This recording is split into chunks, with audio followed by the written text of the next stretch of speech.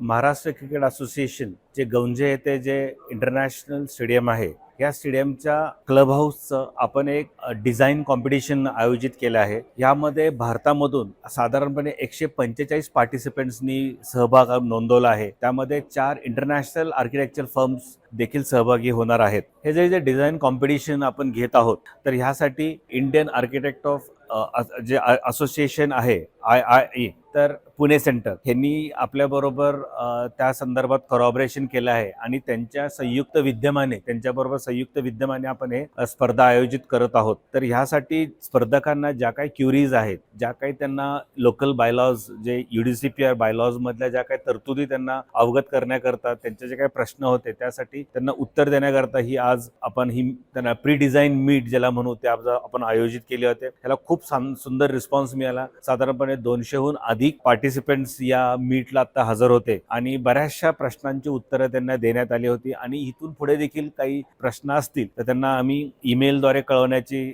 संधी उपलब्ध दिलेली आहे आणि ही कॉम्पिटिशन नक्कीच सुंदर होईल, कारण भारतामध्ये अशा प्रकारची कधीही कॉम्पिटिशन घेण्यात आली नाहीये आणि आज महाराष्ट्र क्रिकेट इतिहासामध्ये ही एक नवीन संकल्पना महाराष्ट्र क्रिकेट असोसिएशनच्या माध्यमातून आज आपण पार पाडत आहोत आणि मला विश्वास आहे की इथं चांगल्या प्रकारचे डिझाईन उपलब्ध होतील आणि सर्व पार्टिसिपेंट्सला फेअर चान्स देण्यात येतील, कारण जे ज्युरीज आपण इथे नेमत आहोत ते भारतामधील नामांकित आर्किटेक्ट ह्या स्पर्धेचे ज्युरी म्हणून असतील आणि एक सर्वांना चांगली संधी उपलब्ध होईल। मला असं सेक्रेटरी या नात्याने मला निश्चित विश्वास आहे।